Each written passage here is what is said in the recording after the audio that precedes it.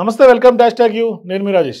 Congress party అధికారంలోకి వచ్చిన తర్వాత 6 గ్యారెంటీలని ప్రధానంగా ఇవాళ బీఆర్ఎస్ పార్టీ ఫోకస్ చేస్తుంది. మరీ ముఖ్యంగా పార్లమెంట్ ఎన్నికల్లోపే 6 గ్యారెంటీలు కూడా అమలు చేసి తీరుతామంటూ కూడా కాంగ్రెస్ పార్టీ ప్రకటిస్తుంది. ఓవైపు మేడిగడ్డ, కాళేశ్వరాన్ని పెద్ద ఎత్తున ఇవాళ గత అధికారంలో ఉన్నటువంటి బీఆర్ఎస్ పార్టీని పాపాల చిట్టగా ఇవాళ వైట్ పేపర్ రూపంలో అసెంబ్లీ వేదికగా కాంగ్రెస్ పార్టీ ఎండగడుతున్నటువంటి పరిస్థితి.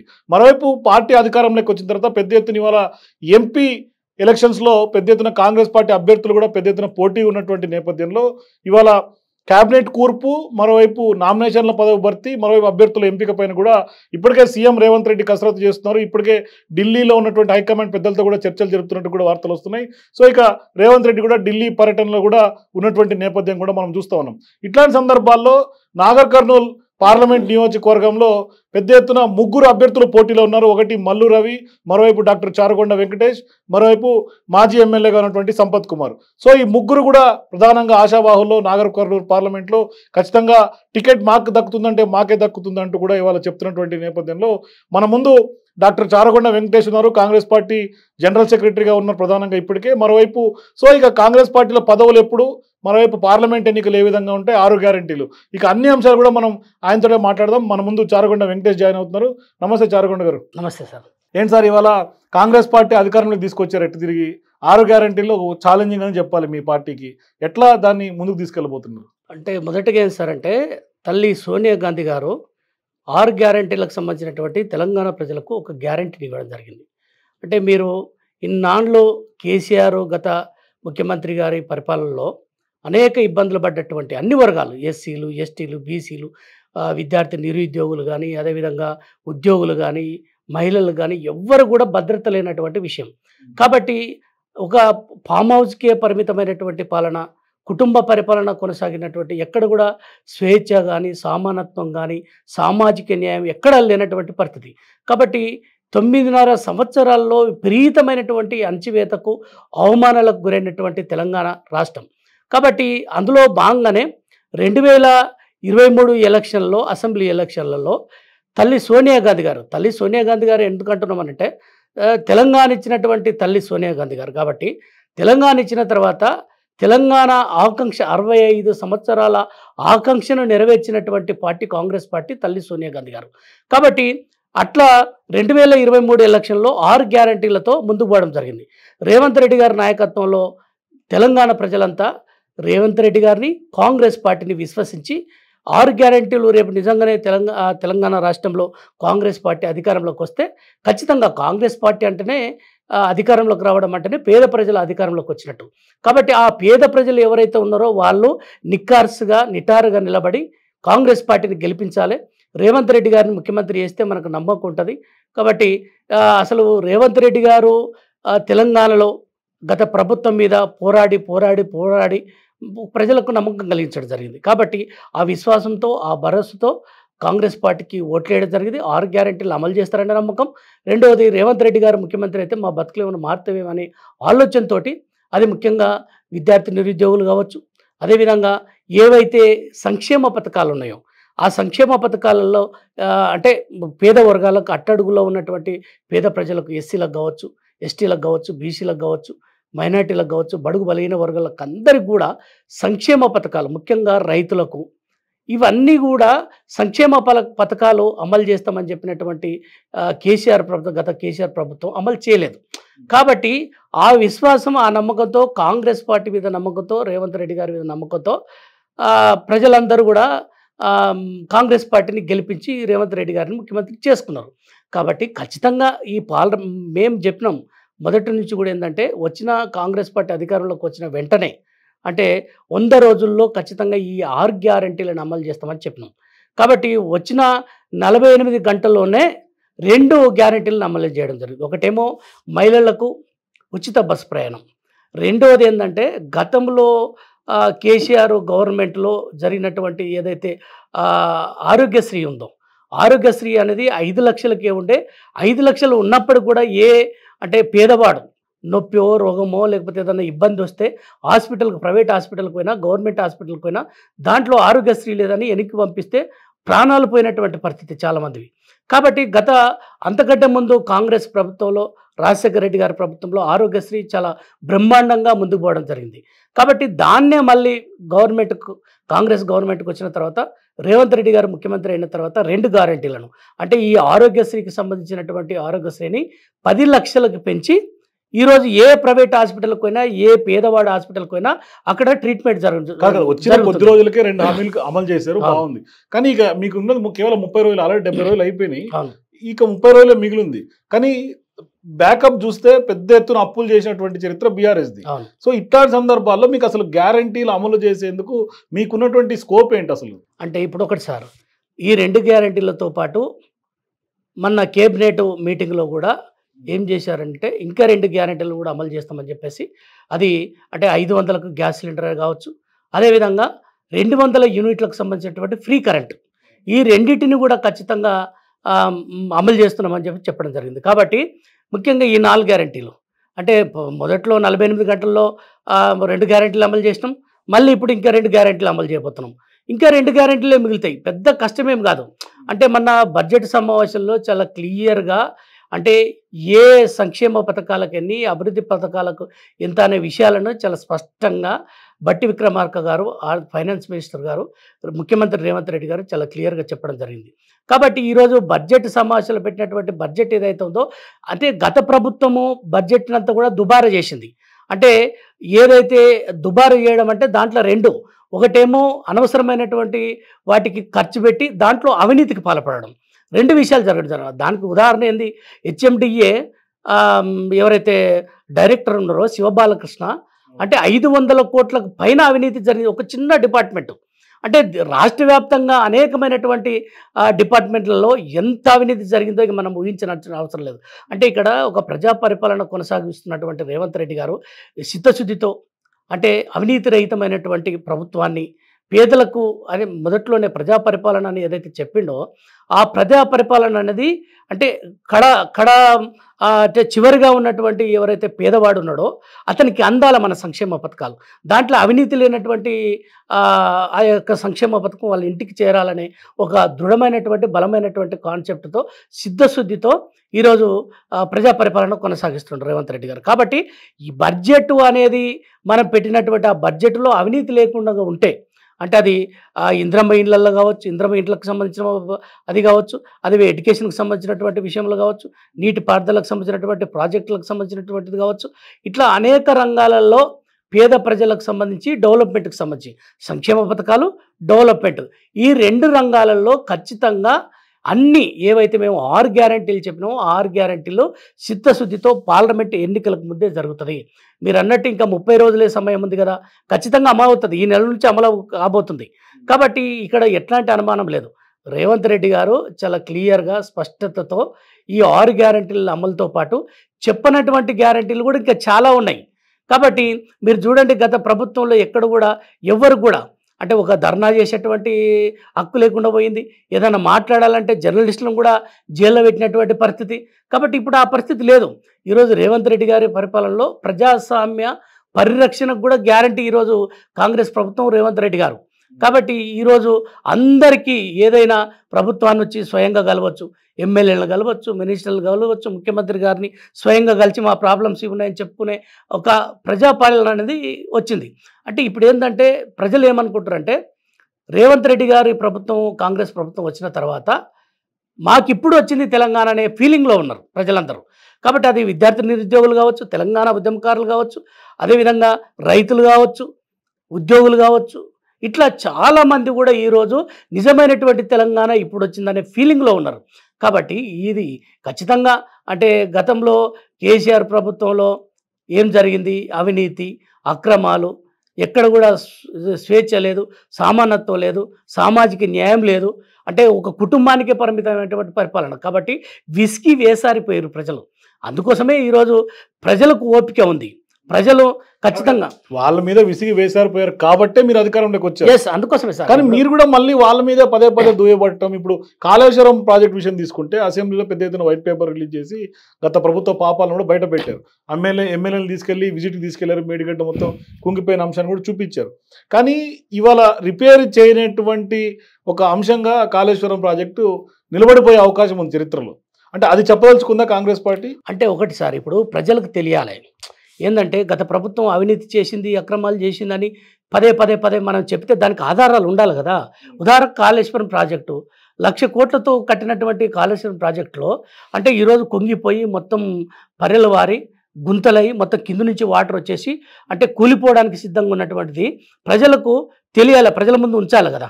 కాబట్టి వాళ్ళు ఏంటంటే గత ప్రభుత్వం కేసీఆర్ ప్రభుత్వంలో అక్కడికి పోవడానికి వీల్లేదు, చూడటానికి వీల్లేదు. అంటే వాళ్ళు ఏం ప్రచారం చేశారంటే కాళేశ్వరం ప్రాజెక్ట్ అనేది ప్రపంచంలోనే మహా అద్భుతం, ఇక బాహుబలి ప్రాజెక్ట్ బాహుబలి ప్రాజెక్ట్ అన్నారు. ఇక అసలు దీన్ని ఇక ప్రపంచంలో ఎవరు కట్టలేరు అన్నారు, ఇక కట్టబోరు అన్నారు. అయితే అట్లాంటి ప్రాజెక్టును చూడటానికి విదేశాల నుంచి వివిధ రాష్ట్రాల నుంచి వచ్చి చూసిపోతారు అని అన్నారు. మరి ఈ ప్రతిపక్షంలో గతంలో మేము ప్రతిపక్షంలో ఉన్నప్పుడు పోయి చూడటానికి పోతే అరెస్టులు చేసారు, అక్కడ పోనీయలేదు. అన్ని పార్టీలను, కాంగ్రెస్ పార్టీ కాదు ఏ పార్టీని కూడా రానియలేదు.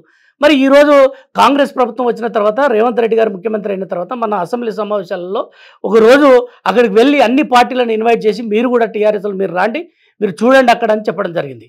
కాబట్టి ఎవరు వాళ్ళు రాలేదు. అంటే ఈరోజు ప్రజల ముందు ఎవరు దోషులుగా నిలబడ్డారు?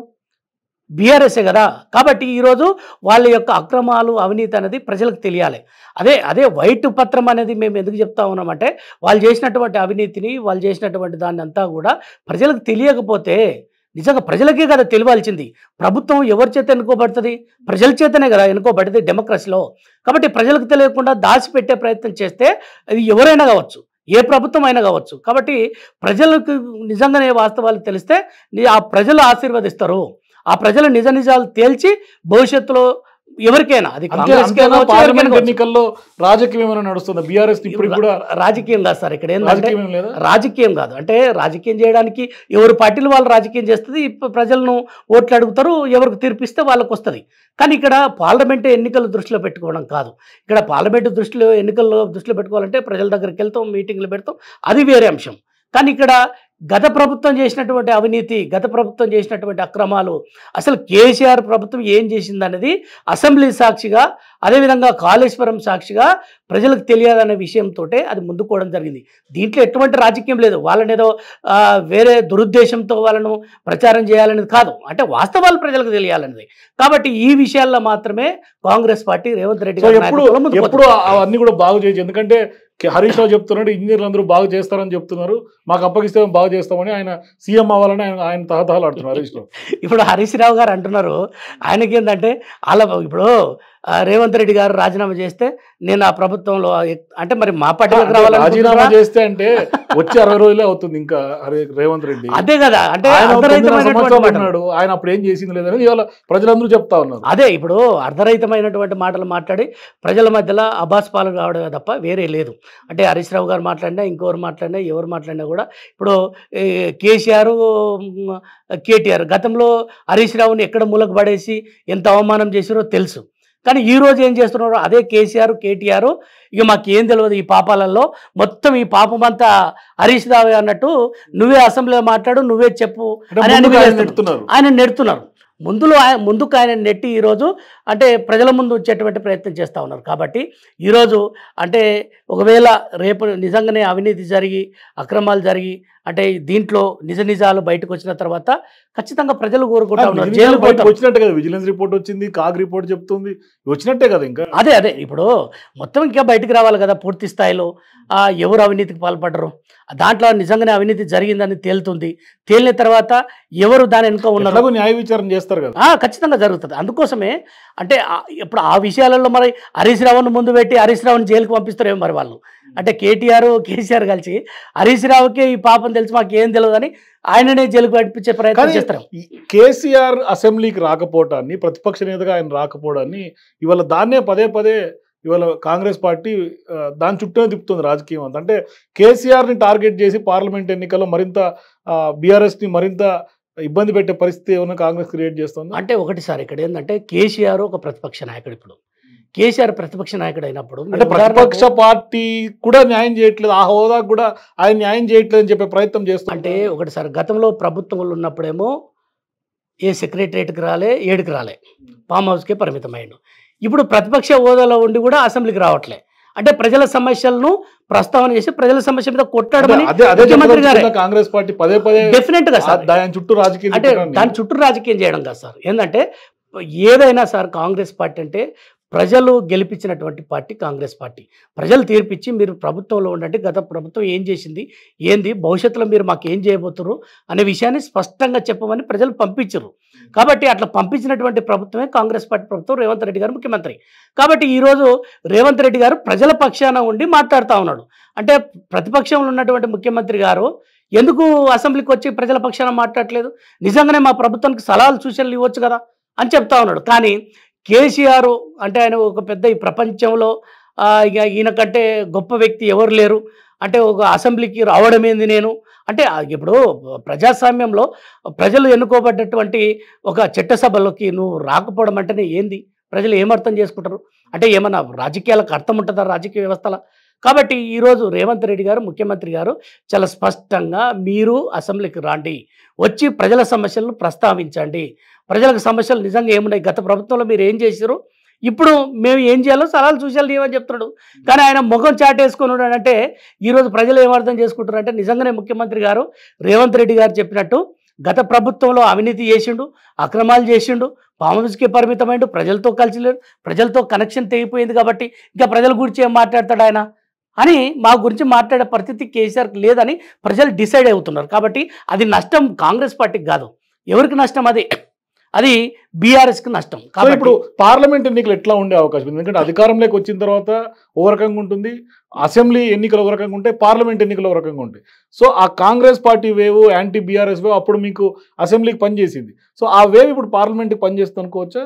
ఖచ్చితంగా డెఫినెట్గా పనిచేస్తుంది సార్. ఎందుకంటే రేవంత్ రెడ్డి గారి మీద బలమైనటువంటి నమ్మకం ప్రజలకు కలిగింది సార్, అన్ని వర్గాలకు. సో కాబట్టి అప్పుడు ఎట్లా ఇంత మెజార్టీ ఇచ్చారు అంతకంటే ఎక్కువ ఇప్పుడు ఇస్తారు. ఎందుకోసం అంటే మాకు అంటే గతంలో తెలంగాణ ఉద్యమంలో ఆనాడు ఎట్లయితే తెలంగాణ వచ్చిందనే ఒక ప్రేమతో ఓట్లేసారో కేసీఆర్ను నమ్మి, వాస్తవానికి కేసీఆర్ను నమ్మడం అంటేనే నిజంగా తెలంగాణ ప్రజలు ఎవరైనా కొట్లాడే వాళ్ళని, మా కోసం కష్టపడుతున్న, మా కోసం ఏదైనా చేస్తాడు అనుకున్న వాళ్ళను హక్కున చేర్చుకుంటారు. కాబట్టి ఆ తెలంగాణ ప్రజలు ఈరోజు కేసీఆర్ని ఇంటికి పంపారు. ఎందుకు పంపారంటే మోసం చేసి తెలంగాణ ప్రజలను మభ్యపెట్టి తెలంగాణ ప్రజల మనోభావాలను దెబ్బతీసేవాడిని ఎవరు కూడా సహించరు సార్. కాబట్టి అతన్ని పక్కకు పంపించేశారు. కాబట్టి ఈరోజు అదే తెలంగాణ ప్రజలు ఖచ్చితంగా కాంగ్రెస్ పార్టీకి, నాకు తెలిసి నా అంచనా ప్రకారం, నేను ఒక రీసెర్చ్ స్కాలర్గా యూనివర్సిటీలో ఒక పిహెచ్డి చేసినటువంటి ఒక విద్యార్థి నాయకుడిగా నేను చెప్తా ఉన్నా, రేవంత్ రెడ్డి గారు సాదాసీదా ప్రభుత్వాన్ని నడిపిస్తుండ్రు. పేదల ప్రభుత్వం, పేదల కోసం, పేదల సంక్షేమం కోసం ఆలోచన చేస్తూ ఉన్నాడు. కాబట్టి ఈరోజు ఏ ఊరికి పోయినా, ఎక్కడ పోయినా కూడా, ఏ పల్లెకు పోయినా, ఏ గుడిసెకు పోయినా, ఏ పొలం దగ్గరకు పోయినా కూడా ఏం మాట్లాడుకుంటున్నారంటే రేవంత్ రెడ్డి గారి పరిపాలన బేష్ చాలా అద్భుతంగా కొనసాగుతూ ఉంది. సాదాసీదా ప్రభుత్వం, ప్రజలకు కనెక్ట్ అయ్యేటువంటి ప్రభుత్వాన్ని నడుపుతూ ఉన్నాడు. కాబట్టి ఇట్లాంటి ప్రభుత్వము చాలా కాలం పాటు ఉండాలని ప్రజలు కోరుకుంటా ఉన్నారు. అంటే మనము రాజకీయ పార్టీలో ఉండి, కాంగ్రెస్ పార్టీలో ఉండి మనకు ఎట్లా ఉంటుంది, కానీ పేద ప్రజలు ఎవరైతే ప్రజలు ఓట్లు వేసేటువంటి ప్రజలు ఉన్నారో వాళ్ళకు మనము కనెక్షన్. ఈరోజు చూడండి, ఎక్కడైనా మీరు చూడండి, పేద ప్రజలకు అవసరమైనటువంటి సంక్షేమ పథకాలు ముందుకు తీసుకెళ్తా ఉన్నాడు. 6 గ్యారెంటీలను ఖచ్చితంగా అమలు చేస్తాడు. అదేవిధంగా ఎక్కడ సమస్య ఉంటే కూడా అక్కడ ఒక డెమోక్రటిక్ వేలో, ఒక డెమోక్రటిక్ పద్ధతిలో ముందుకు వెళ్తూ ఉన్నాడు. కాబట్టి ఖచ్చితంగా ప్రజలు మనోభావాలను, ప్రజల యొక్క ఇష్టాలను గమనించి ముందుకు పోయినటువంటి ఆ ప్రభుత్వము, ఆ నాయకుడే చరిత్రలో చిరకాలము ప్రజల హృదయాలలో ఉంటారు సార్. సో ఇప్పుడు క్యాబినెట్ ఎక్స్పాన్షన్, నామినేటెడ్ పదవులు ఈ రెండు ఇస్తేనే కొంత ఎలక్షన్లో కొంత మరింత రెట్టింపు జోష్తో మీ పార్టీ నేతలు, కార్యకర్తలందరూ కూడా పనిచేస్తారనేది కూడా కొంత చర్చ విస్తృతంగా ఉంది. ఏంటి ఇప్పుడు రేవంత్ రెడ్డి ఢిల్లీలో ఇవాళ హైకమాండ్తో చర్చలు జరపడం ఇవన్నీ కూడా దానికోసమేనా? అంటే ఒకటి సార్, వాస్తవానికి ఏంటంటే చాలామంది పార్టీ కోసం 6 నిమిషాలు కష్టపడినటువంటి వాళ్ళు, రాత్రి పగలు కష్టపడేటువంటి వాళ్ళు ఉన్నారు. మాలాంటి వాళ్ళంతా కూడా పార్టీ కోసం కష్టపడ్డాం. అధికారము వచ్చిన తర్వాత కామన్గా ఎవరైనా కూడా ఇంకా అంటే బాధ్యతను పెంచుకొని ప్రజలకు సేవ చేయాలనుకుంటారు. కాబట్టి అట్లాంటి పరిస్థితుల్లో చాలామంది కాంగ్రెస్ పార్టీలో కింది స్థాయి గ్రౌండ్లో పనిచేసినటువంటి వాళ్ళందరూ కూడా మాకు నామినేటెడ్ పోస్టులు కావాలి, లేకపోతే ప్రజాప్రతినిధులుగా మళ్ళీ ఎంపీ ఎలక్షన్లో నిలబడాలని కోరుకుంటా ఉన్నారు. కాబట్టి అందులో భాగంగానే రేవంత్ రెడ్డి గారు కూడా చాలా సీరియస్గానే అంటే పార్టీ కోసం కష్టపడ్డటువంటి వాళ్ళ యొక్క కష్టాలను గుర్తించి, మీరు ఎక్కడి నుండి ఉండండి, నన్ను కలవాల్సినటువంటి అవసరం లేదు, లేదంటే నన్ను కలిస్తేనే పోస్టులు వస్తాయి అనుకోవాల్సినటువంటి అవసరం లేదు, కాబట్టి మీరు ఎవరైతే పార్టీ కోసం కష్టపడ్డారో కష్టపడ్డటువంటి వాళ్ళను ఖచ్చితంగా గుర్తించి మీ ఇంటికి మీ పోస్ట్ వస్తుందని చెప్పారు. కాబట్టి గాంధీ భవన్లో మీటింగ్ పెట్టి చెప్పడం జరిగింది. కాబట్టి ఈరోజు రేవంత్ రెడ్డి గారి మీద పూర్తిగా ఏదైతే ప్రజలకు ఎట్లయితే విశ్వాసం ఉందో, కానీ కాంగ్రెస్ పార్టీలో నాయకులు కూడా కాదు, కాంగ్రెస్ పార్టీలో కాంగ్రెస్ కల్చర్ ఏంటంటే పెద్ద ఎత్తున పైరవీల కల్చర్ కాంగ్రెస్ది. అట్లాంటిది ఇంట్లో ఉంటే ఇంటికి ఎదుక్కొని పదవి వస్తుందని నమ్మాలా? నేను ఏమంటున్నాను సార్ అంటే, పార్టీ కోసం ఇన్నాళ్ళు కష్టపడ్డటువంటి వాళ్ళు దాదాపుగా 10 సంవత్సరాలు పార్టీ కోసం చాలా శ్రమించారు. అంటే ఏ కార్యక్రమం ఇచ్చినా శ్రమించారు, కొందరు విసిగిపోయి అధికారం కోసం బీఆర్ఎస్ లో కూడా చేరిండ్రు. అంటే కొంతమందికి ఏంటి సార్ అంటే, ఆ టైంలో అంటే ఇన్నేళ్ళు మేము కష్టపడ్డం కూడా అవకాశం రాలేదని, సరే కొన్ని హెచ్చు తగ్గులు అనేటివి ఉంటాయి కామన్గా. సో కొంతమంది వెళ్ళిపోవడం జరిగింది. అంటే నేనేమంటున్నానంటే, ఎవరైతే సీరియస్గా వెళ్ళిపోయిన వాళ్ళు కాకుండా సీరియస్గా పార్టీని నమ్ముకొని అధికారం వచ్చినా రాకపోయినా అధికారమే ధ్యేయం కాదు. అంటే ప్రజలు ఇచ్చిన రోజు అధికారం ఇస్తారు, కానీ దాన్ని పార్టీ సిద్ధాంతాన్ని నమ్మి కష్టపడ్డటువంటి వాళ్ళకు ఖచ్చితంగా అదే చెప్తా ఉన్నారు రేవంత్ రెడ్డి గారు, ముఖ్యమంత్రి గారు. ఏం చెప్తా ఉన్నారంటే, మీరు కష్టపడరు నాకు తెలుసు, పార్టీకి తెలుసు, కాబట్టి మీరు కష్టపడ్డటువంటి వాళ్ళకు ఖచ్చితంగా ఈ పైరవులకి తావులేదు. ఎవ్వరు కూడా పైరవులు చేస్తే నాకు ఈ పదవి వస్తుందంటే తప్పు.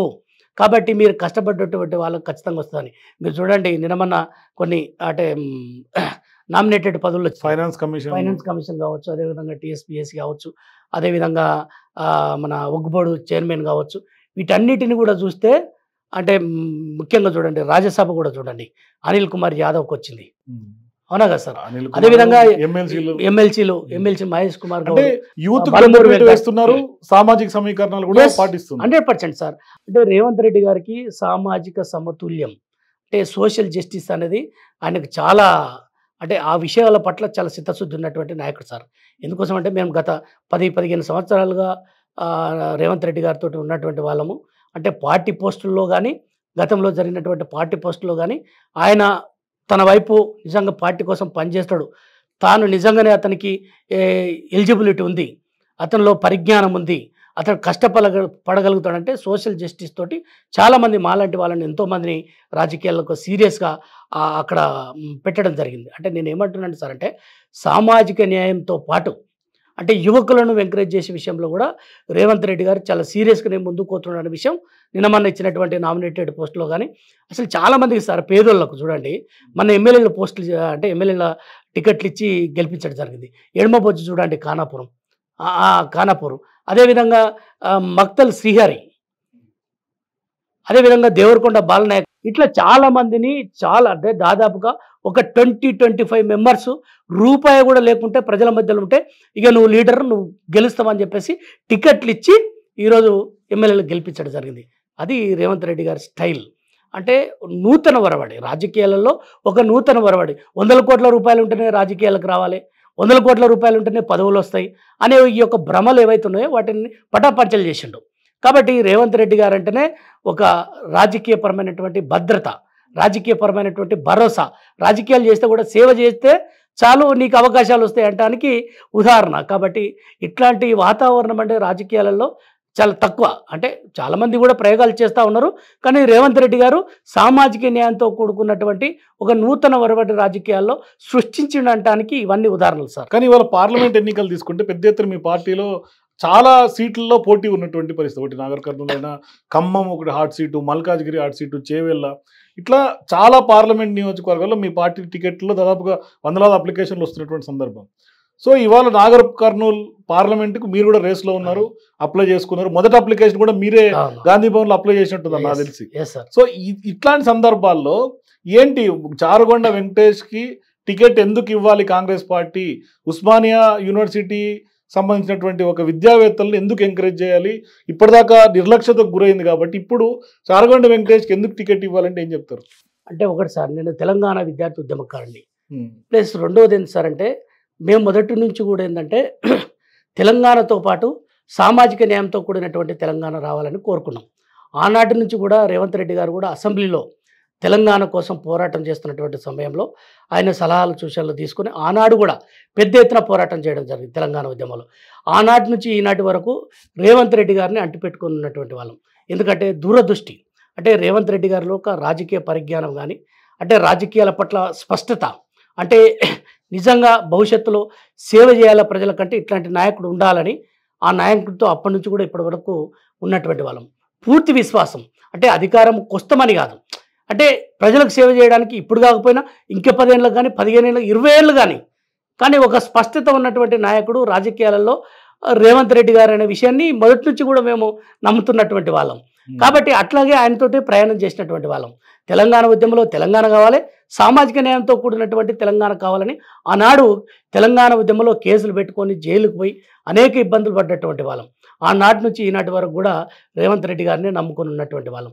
తల్లి సోనియా గాంధీ గారు తెలంగాణ ఇచ్చింది, మనం తెలంగాణలో ఖచ్చితంగా కాంగ్రెస్ పార్టీ నిలబడాలి, కాంగ్రెస్ పార్టీ కోసం మనం పనిచేయాలి, కాంగ్రెస్ పార్టీని అధికారంలోకి తీసుకొస్తేనే తెలంగాణలో ఉన్నటువంటి ప్రజలకు న్యాయం జరుగుతుందని ఆనాడు రేవంత్ రెడ్డి గారు మమ్మల్ని అందరికీ చెప్తే మేమంతా అందరం కలిసి రాహుల్ గాంధీ గారి సమక్షంలో ఢిల్లీలో రేవంత్ రెడ్డి గారి ఆధ్వర్యంలో జాయిన్ కావడం జరిగింది. ఆనాటి నుంచి ఈనాటి వరకు మేము కాంగ్రెస్ పార్టీలోకి వచ్చిన తర్వాత కాంగ్రెస్ పార్టీ మమ్మల్ని చాలా ఆదరించింది, హక్కున చేర్చుకున్నది.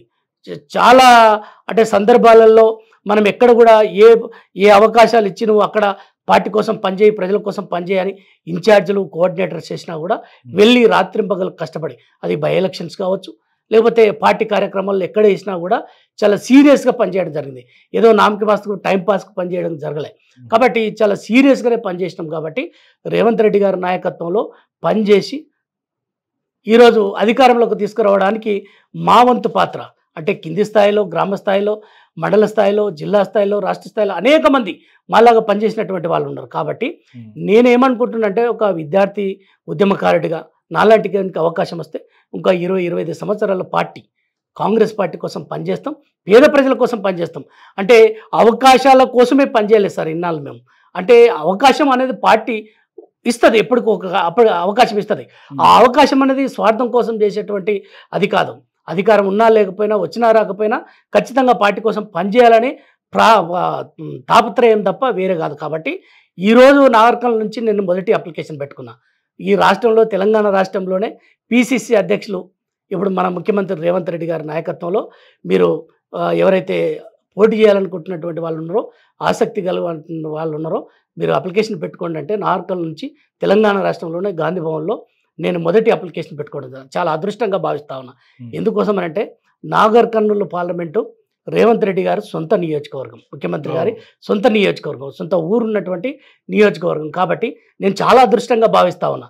అంటే మొదటి నుంచి రేవంత్ రెడ్డి గారితో ఉన్నటువంటి వాడిని అవకాశం కల్పిస్తే ఖచ్చితంగా సామాజిక వర్గ పరంగా కూడా ఉమ్మడి ఆంధ్రప్రదేశ్లోనే అత్యధికంగా మాదిగలు ఉన్నటువంటి జిల్లా ఉమ్మడి మహబూబ్నగర్ జిల్లా.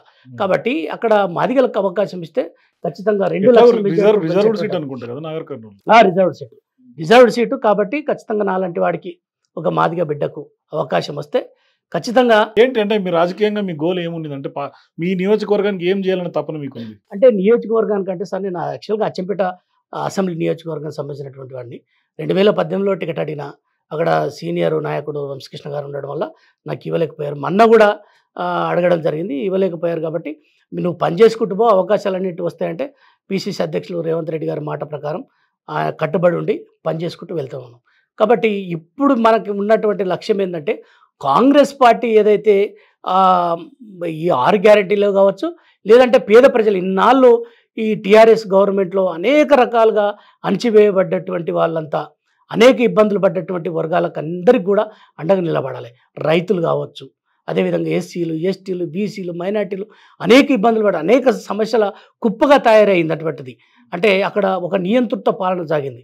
అచ్చంపేటలో గువ్వల బాలరాజు అనే వ్యక్తి ఒక నియంతలాగా ప్రవర్తించాడు. మీకు అందరికి తెలుసు, నేను చూశాను. అంటే కొట్టే పరిస్థితి ఇప్పుడు కూడా ఆయన నియోజకవర్గానికి వచ్చేటువంటి పరిస్థితి లేదు. కాబట్టి ఉమ్మడి మహబూబ్నగర్ జిల్లాలోనే ఒక నియంతల కేసీఆర్ కంటే ఒక డబల్ ఎక్కువ ఫీల్ అయ్యి అక్కడ ఉన్నటువంటి ఎమ్మెల్యేలంతా కూడా, బీఆర్ఎస్ ఎమ్మెల్యేలంతా కూడా ఒక రాజకీయ వ్యవస్థను సృష్టించారు. దాన్నంతా పక్కకు తీయాలి. నిజంగా అంటే ఒక పేదవాడు ఒక ఎంఆర్ఓ ఆఫీస్కి పోయి నాకు ఇది చేయండి అనే ఒక పరిస్థితికి తీసుకురావాలి. నిజంగా వాళ్ళందరూ మన దగ్గరకు వస్తే వాళ్ళ సమస్యలను మన స్థాయిలో పరిష్కరించేటువంటి పరిస్థితికి రావాలి. కాబట్టి రేవంత్ రెడ్డి గారి నాయకత్వంలో ఒక పేదల ప్రభుత్వం, ప్రజాప్రభుత్వం నడుస్తూ ఉన్నది. కాబట్టి దానికి అండగా నిలబడి సాధ్యమైనంత వరకు ఖచ్చితంగా అక్కడ ఉన్నటువంటి సమస్యలన్నింటినీ కూడా నాలాంటి అవకాశం వస్తాయి. ఖచ్చితంగా నేనేందంటే మీరు ఎక్కడైనా చూడండి చాలా నియోజకవర్గాలలో నన్ను ఇన్ఛార్జ్ చేశారు మన ముఖ్యమంత్రి గారు రేవంత్ రెడ్డి గారు. ఎక్కడ పోతే అక్కడ డెడికేట్గా మళ్ళీ ఇంటికి వచ్చేది నా భార్య పిల్లల్ని మా ఇంటికి పంపించి ఊరికి పంపించి నేను కాన్ఫరెన్స్లో పోయి ఉండేది, రాత్రి పగలు పనిచేసేది. కాబట్టి నాకు అవకాశం వస్తే ఇక అంటే రాజకీయాలలో కాంగ్రెస్ పార్టీలో సహజంగానే ఓవర్ నైట్ లో టికెట్లు తన్నుకుపోయే కల్చర్ కదా. ఇప్పుడు పక్క పార్టీ చేస్తే వాళ్ళకి టికెట్లు ఇచ్చేస్తారు. మన అసెంబ్లీలో అదే జరిగింది. చాలా మందికి పార్టీని నమ్ముకున్నటువంటి లాయలిస్టులకి టికెట్ దక్కనటువంటి పరిస్థితి కూడా ఉన్నింది. మొన్న అసెంబ్లీ ఎన్నికలు చూస్తే అదే నిదర్శనం. ఇప్పుడు పార్లమెంట్ అది జరగదని గ్యారెంటీ ఏంటి? అంటే ఒకటిసారి ఇప్పుడు చేవేల్లో ఉంది ఫర్ ఎగ్జాంపుల్. మొన్న పట్నం మహేందర్ రెడ్డి బ్రదర్స్ వచ్చింది, వాళ్ళ వైఫ్కి చేవేళ్ళ టికెట్ అంటున్నారు. అది నిజమా పదమో పక్కన పెట్టండి, వాస్తవం వస్తే తెలుస్తుంది. కానీ అట్లాంటి సందర్భాలను ఎట్లా ఎదుర్కోవాలి? అంటే ఒకటిసారి ఇక్కడ రాజకీయ పరిస్థితుల్లో, రాజకీయ సమీకరణలో, సామాజిక సమీకరణలో కొన్ని అప్పుడప్పుడు జరుగుతూ ఉంటాయి. అంటే నేను అనేది ఏంటంటే నిజంగా ఎలిజిబిలిటీ, నిజంగా ఇతనికి ఇస్తే పార్టీకి అండగా నిలబడతాడు, నిజంగా ఇతనికి ఇస్తే గెలుస్తాడు అనుకున్నప్పుడు ఖచ్చితంగా ఇస్తారు. అట్లేముండదు సార్. అంటే అవకాశాలు అనేటివి ఎవరో వచ్చి తన్నుకుపోతారు అనే వాతావరణం ఇప్పుడు లేదు సార్. ఎందుకంటే గత ప్రభుత్వాలలో గతంలో కూడా అట్లేం లేదు. కానీ అంటే కొన్ని సందర్భాలలో అక్కడ ఉన్నటువంటి పరిస్థితులను బట్టి ముందుకు రావడం జరుగుతుంది. నేనేం బలంగా విశ్వసిస్తా ఉన్నా అంటే ఖచ్చితంగా నాకు పార్లమెంటు టికెట్ వస్తుందని బలంగా నమ్ముతా ఉన్నా. ఎందుకోసం అంటే పార్టీకి నేను అంత లాయలిస్ట్గా ఉన్నా, నేను పార్టీకి కమిటెడ్గా ఉన్నా. ఏ కార్యక్రమం ఎక్కడ ఇన్ఛార్జ్ చేసినా కూడా రాత్రింపగలదు సార్. నాకు ఆ పని అప్పచెప్పారంటే నేను దాంట్లో ఎక్కడ కూడా కాంప్రమైజ్ అయ్యేది అస్సలు. ఇక దాంట్లో ముచ్చటే లేదు. మీరు మున్గోడు బై ఎలక్షన్ చూడండి, రేవంత్ రెడ్డి గారు ఇప్పుడున్న మన ముఖ్యమంత్రి గారు, నువ్వు అక్కడ ఏం చేస్తావో తెలియదు, మీరంతా నాకే కాదు అందరికి కూడా చెప్పడం జరిగింది. మీరు అక్కడ మనకు బలమైనటువంటి మనం మెజార్టీ రావాలి, మీరు అందరూ కష్టపడి పనిచేయండి.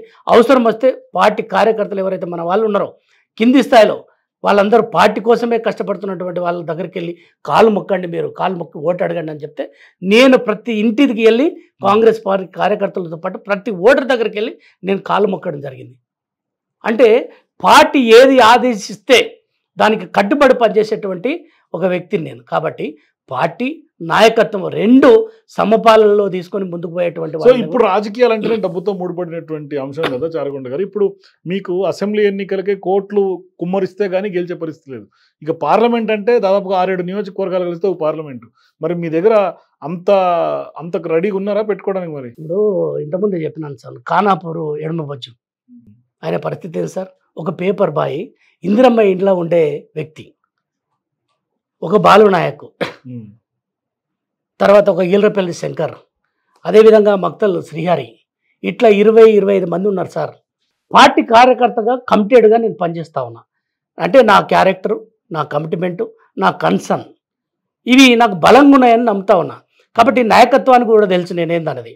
సో కాబట్టి ఈరోజు 100 కోట్ల రూపాయలు లేకపోవచ్చు, కానీ పార్టీలో అంటే కార్యక్రమాలలో కానీ అదేవిధంగా నేను ముందుకెళ్తున్నటువంటి పరిస్థితిలో ఖచ్చితంగా నేను సహజంగానే అన్ని అంశాలు పార్టీ కూడా బేరే చేసుకుంటుంది. ఫైనాన్షియల్ స్ట్రెంగ్త్ కానీ, లేదంటే ప్రజల్లో ఉన్నటువంటి పేరు కానీ, లేకుంటే మీకున్నటువంటి సెల్ఫ్ ఇమేజ్ కానీ, ఇవన్నీ మీరు చేస్తున్నటువంటి గత చరిత్ర అంతా చూస్తే ఇప్పుడు ఆల్రెడీ 3 పేర్లు అధిష్టానానికి పోయినట్టున్నాయి. అందులో మీ పేరు ఉందని తెలుసా మీకు? అంటే పోయిందని చెప్తా ఉన్నారు సార్. అంటే ఇక పర్టికులర్గా అది అంటే అధిష్టానం చూసుకుంటుంది కదా సార్. అంటే అభ్యర్థి కాదు కదా, మనకు తెలియదు కదా అట్లా. కాబట్టి పార్టీ చూసుకుంటుంది.